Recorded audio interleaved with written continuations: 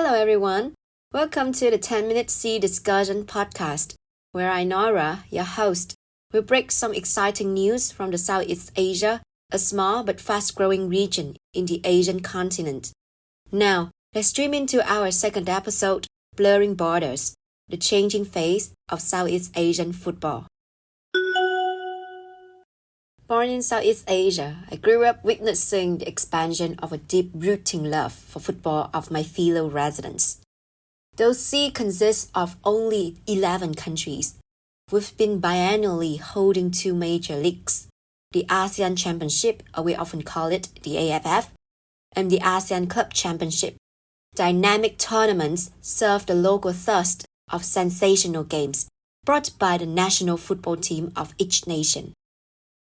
2024 marked the 15th AFF tournament, the ASEAN Mitsubishi Electric Cup or AMEC, since its embarkation in 1996. Almost 30 years has passed, but the heat generated from this championship has never loosened. It keeps passing from older generations down to its descendants in SEA. Different periods reflect several turning points of football philosophy in the region.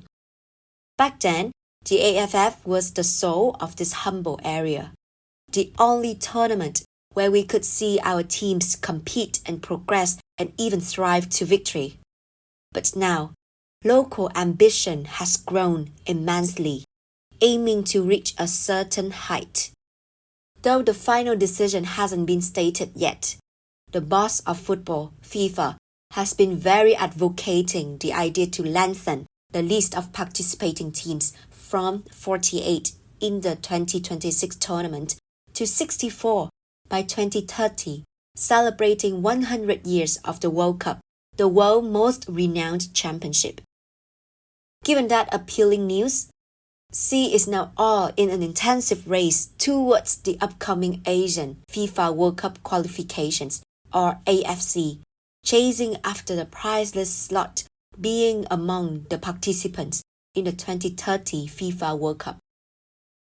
That vision has opened a new chapter in the tale of SEA football, the era of naturalisation. It no longer sounds distant to mention that not the techniques, but seemingly weaker physics have been the pullback factor for ASEAN athletes when competing against other giants coming from other continents and even those of other Asian regions. Hence, this proposal naturally comes as a resort to compensate for the physical disadvantages among local sportsmen and also bring a fresh involvement to the regional football heritage.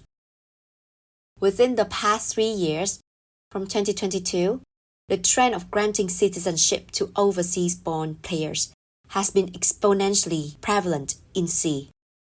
Even in the relatively conservative nations like Vietnam and Cambodia, more foreign faces start to emerge in the national team's presence. Such a move didn't let down the expectations of the football fans and the officials of football federations from the member states. In the recent AFF Cup 2024, almost all teams possess at least one or three naturalized footballers playing the key roles in the squad's formation. And that did transform the outlook of this championship from more conventional or rigid performances in the previous years with solely the local-born players. Spectators finally managed to enjoy more even games with unexpected dynamics, continuous shifting in tactics, and creative techniques contributed by foreign stars. Cambodia teams present in the latest AFF exemplifies that assumption.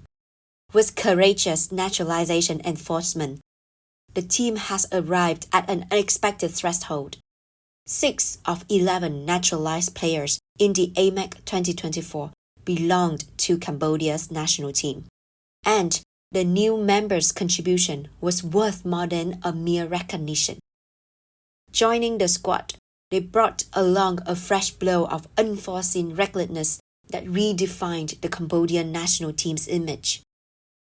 Though Cambodia did not manage to secure the entry to the semi-final, their performances at the group stage were beyond ordinary expectation. The team left the tournament, keeping heads up high, after a sensational 2-2 draw confronting Malaysia and a narrow 2-3 loss to the king of ASEAN football, Thailand. Furthermore, as football is a big team sport, any victory is attributed to the efforts of all 11 men on the pitch to really maximize the threatening attack by the naturalized member. Other players also have to make further progress in their existing capabilities. So in other words, naturalization is not only just a pathway to higher achievement, but also a method or motivations that boost the team's abilities. It had also made the dream to play in the World Cup much closer and even more possible to ASEAN. At the moment, aiming to attend more major Asian championships and facing the bigger names, naturalization accounts for the larger segments that lie in the center of most nations' football development plans. So should this be a so-called absolute long-term solution for local football to follow, enhancing the overall image of ASEAN football, which deserves a better position?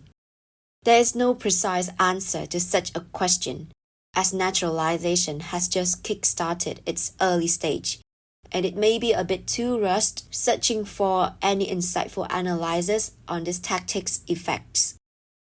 But we always know that any approach has its pros and cons, so naturalization is not an exception. Rewind to ASEAN in the decade of 2000 to 2010. Local identity and national culture were emphasized in all facets, including sports representing the people of their countries. Naturalization was not very welcoming. But for our fellow ASEAN state member, Singapore, the view was different. The country's area is among the world's smallest, and there was a lagging birth rate as well.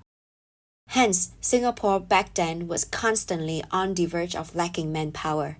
Following that, the immigration policy and gaining citizenship were quite breathable, leading to an influx of naturalized players in the national football team. Singapore, or the Lions, as they often call themselves, enjoyed their golden throne with 4 AFF titles in 1998, 2004, 2007, and 2012. The team was unbeatable for others in the region. However, post-2012, their name disappeared from the finals board. Part of the plummet is due to the tightening of granting Singaporean citizenship to foreigners from 2012. Additionally, the country did not fully consolidate or upgrade football training for youth, trapping them into the situation that there were no next generation of equally proficient players to retain their position.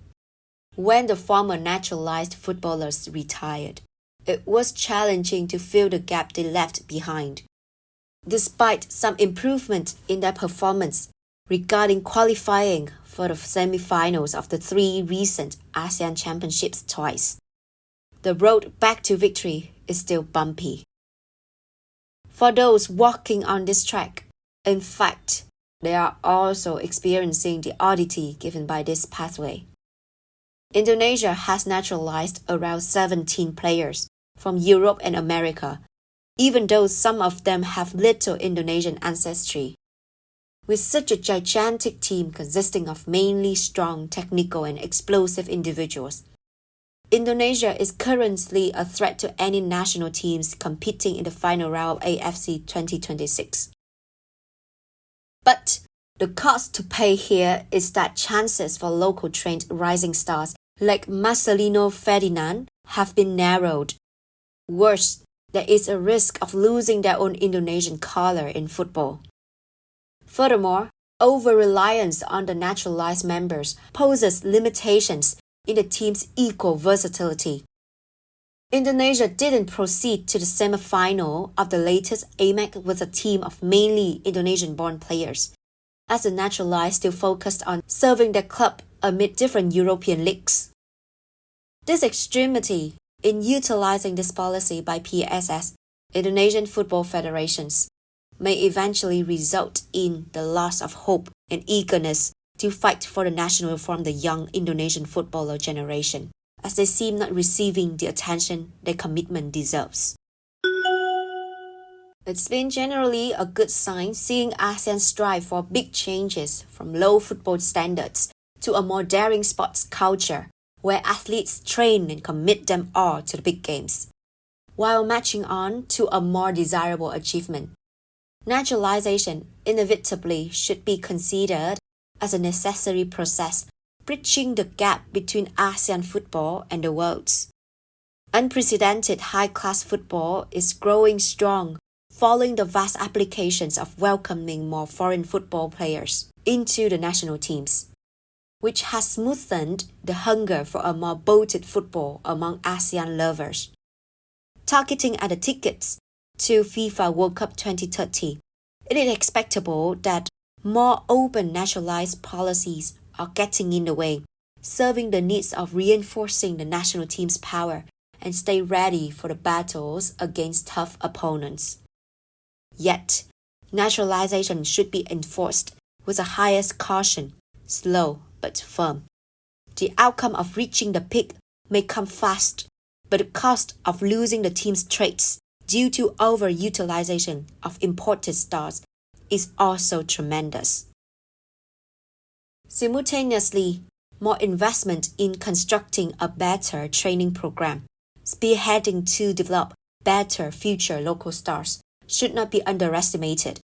It still plays as a backbone of the national football image, ensuring a more sustainable success in the long term. So that's the end of today's episode.